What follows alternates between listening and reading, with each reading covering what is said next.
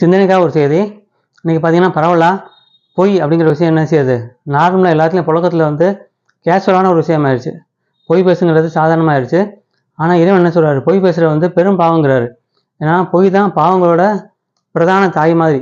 ஆனால் பொய் என்ன செய்யக்கூடாது, ஜாஸ்தி முடிஞ்ச அளவுக்கு பேசாமல் இருக்கணும். ஒரு சின்ன உதாரணம், இப்போ குழந்தைகிட்ட சொல்கிறோம்ல, வீட்டில் குழந்தை வெளியில் கூட்டு போகும்போது ஏதாவது டாய்ஸ் வாங்கி கேட்டிருக்கோம், இல்லை ஏதாச்சும் ஒரு திங்ஸ் வாங்கி கேட்டிருப்பாங்க, இல்லை சாப்பாடு வாங்கி கேட்டிருப்பாங்க.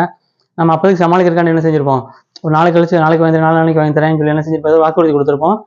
அந்த வாக்குறுதி கூட அவங்களை நிறைவேற்றாட்டி என்ன செய்யும், அது ஒரு பெரும் பாவத்தில் போய் பொய்யில் போய் சேர்ந்துடும். அதனால் சில என்ன செய்வாங்க, ஜோக் அடிக்கிறக்காண்டி என்ன செய்வாங்க, பொய் சொல்லுவாங்க. கேஸில் பேசிட்டு இருக்கும்போதே ஒரு பொய்யை கலந்து பேசுவாங்க. அடுத்தவங்க சிரிக்கிறக்கா வேண்டி அவங்க நினச்சிக்கிறக்கான மயில் வைக்கிறக்காண்டி நம்ம என்ன செய்கிறோம், பேசணும்னு நினச்சிக்கிருக்காங்க. ஆனால் அவங்க செய்கிறது வந்து மிகப்பெரிய பாவம்ன்றது அவங்களுக்கு தெரியல.